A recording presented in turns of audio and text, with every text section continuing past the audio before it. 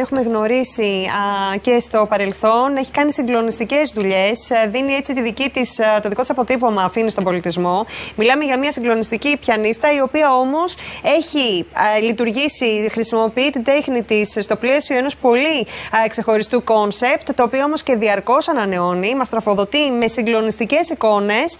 Πέραν από τις μουσικές της, είναι η κυρία Έλληνα Αξιδιά. Την έχουμε μαζί μας την υπτάμενη πιανίστρια και ευχαριστώ πάρα πολύ. Σας βλέπω υπέροχη, υπέρλαμπρη και έτοιμη για νέες περιπέτειες, έχουμε μάθει, από 27 Δεκεμβρίου και όχι μόνο. Τι ετοιμάζετε? Καλημέρα. Καλημέρα, σας ευχαριστώ πάρα πολύ. Σας ευχαριστώ πολύ για τη φιλοξενία σήμερα. Και φυσικά σας ευχαριστώ για αυτόν τον υπέροχο πρόλογο.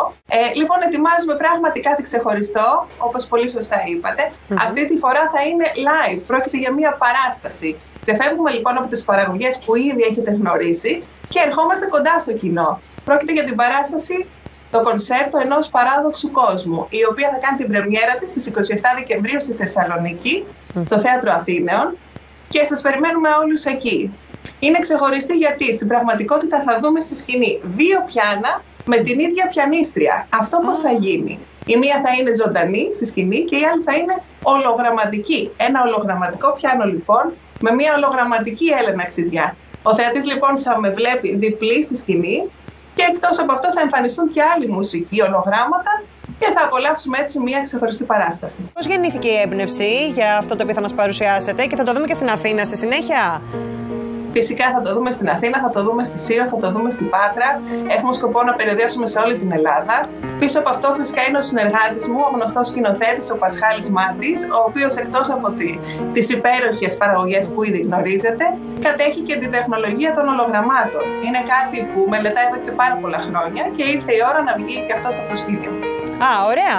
Αυτό είναι πάρα πολύ σημαντικό και έχετε κάνει εξαιρετικές δουλειές μαζί. Αυτές οι εικόνες είναι ακριβώς αυτό που βλέπετε. Οι δύο πιανίστρες στη σκηνή και η υπόλοιπη μουσική. Εγώ αυτούς βλέπω τώρα στην εικόνα. Βεβαίως να πω ότι έχουμε μια τεράστια βοήθεια πάλι από πολλούς ανθρώπους, από τους ίδιους τους μουσικούς, οι οποίοι ευελπιστώ ότι θα είναι και θεατές την ημέρα της παράστασης. Θα δουν τους εαυτούς τους στη σκηνή, ενώ θα είναι στην πραγματικότητα από κάτω. Φυσικά είμαστε ήδη εδώ σε ένα ατελιέ που επιμελείται του ρουχισμού, όλα αυτά τα φορέματα που πρόκειται να δείτε στο ατελιέ Βατρίμα. Και γενικότερα νομίζω ότι αξίζει τον κόπο κανείς να έρθει να παρακολουθήσει αυτή την παράσταση.